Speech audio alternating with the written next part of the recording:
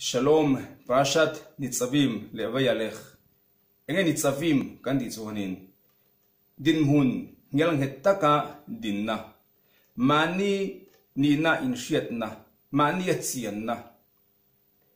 Mani ya ngel hettakin real ro ngai tuana. Du zong le lom zong na ya sumiya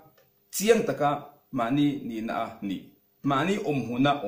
ngetakin. Kaka Nitzavim mania.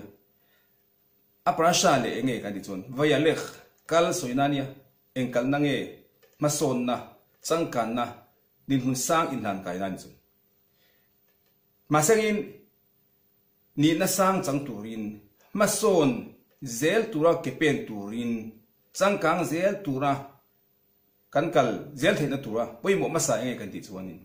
Nitzavim khania. Mani in hel shiat na mani at sian na kan nei mani ya nge na kan nei kha apoi mo masa khami tel lo khanin akal zel theilo khami tel lo khanin mason zel turin ke apen theilo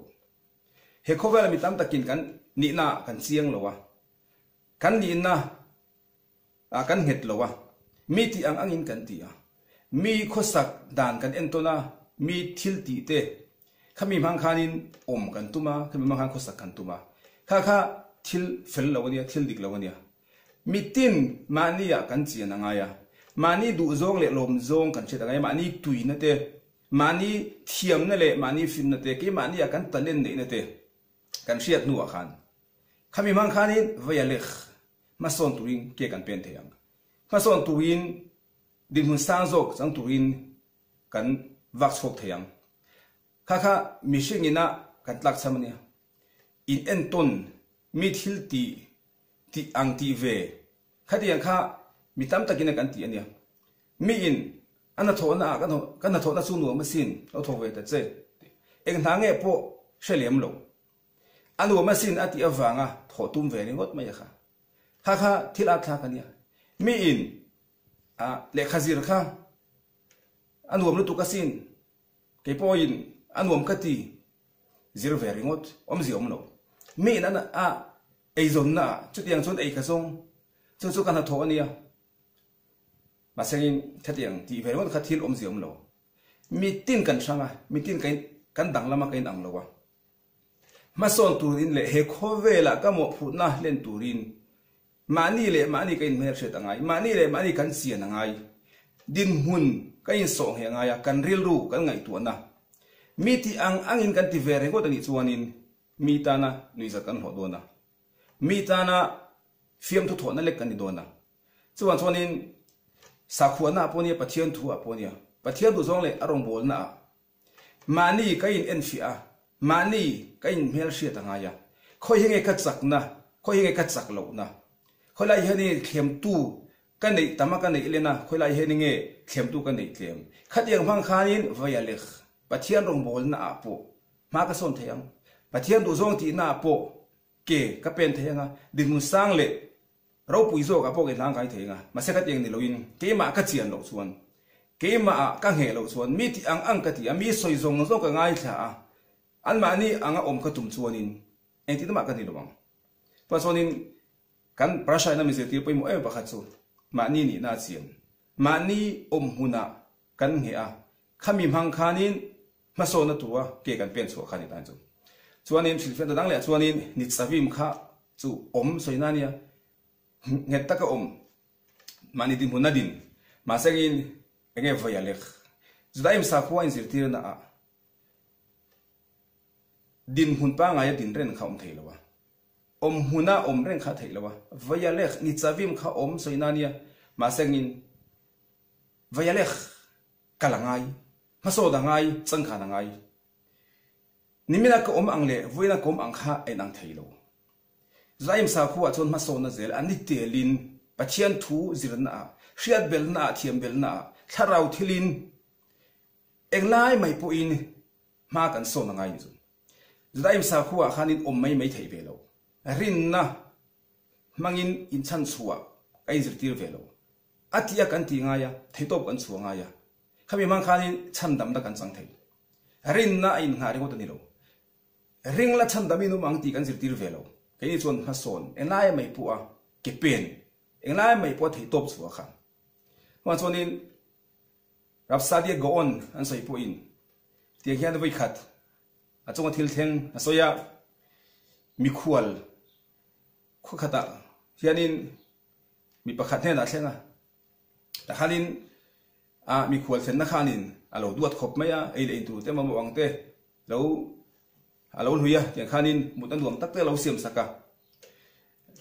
izudatna pathian rongbon na ro pui ber pakhat kan nei mi khual thlen mi khual lom lu khania a mi khual thlen na khanin tuge ni po hre chuang lo ba ta khanin alo duat khop maya masengin anuwa ni ni thuman chama khami khual pa kha enge sadia go on ti min han sher khanin khapai na khana local khomta amel muturin ma somna dil turin le thuron sang te ron la turin le zona zo tur te in ta khanin khapa khanin mi ho kha enge ka in lo ti don ti nge local khoma i mi khol pa hi shen lo bem ni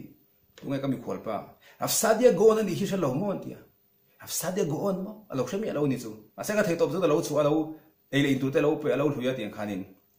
ma sengin sadia go on rabilar min thang mai ta khanin man holu tukin ami kholpa afsadia go on omna khanin atlan luta ni chu rabi khongai taki mi ngai dam lo ti tan chu rabi khanin om zia shalo khobe engwangin mo ege kala ka thil sulti nei rabi sadia go on ni ti ka shalo lom shia ilang chuanin nimin pi ate a ichunga ka khosak dan te ka thil ti te allet atamin katiang kaduat dan temo kalau choi moi dan engkima tunami ai hin an le tin katina sa tur dia wa choni kalau shia lo bang chein khong ai to ki mi ngai dam ro tin chu ab sa de khola ngai tuwa ngai dam na tu nei lo wa ngai dam din na tu engma om lo wa chu mai ni lo win nang ma tang hian thil ro pui ta ka zil chu kai ding chu nang po in nian ni mi na min shel lo wa tu da chong kan ni nai shet ta ka khadin ni mi na min lo shet lo wa nga ka chunga i thil ti tur ang iti lo wa nga ngai dam dil na kha khatiang khanin ke mani apo pathian la kha hian rilu kan putangai khatiang kha pathian ne kan dilangai ti chu nimina pathian ka hriat na le avoina ka hriat nei nang lo ma pathian ne na nimina khanin voin angin ka hriat na che atam lo wa na sa lo wa wa chon pathian ngai dam dil ni ti ni ani tenin kan nei ti chu e gong sia kan ni chonin ya nimina chonin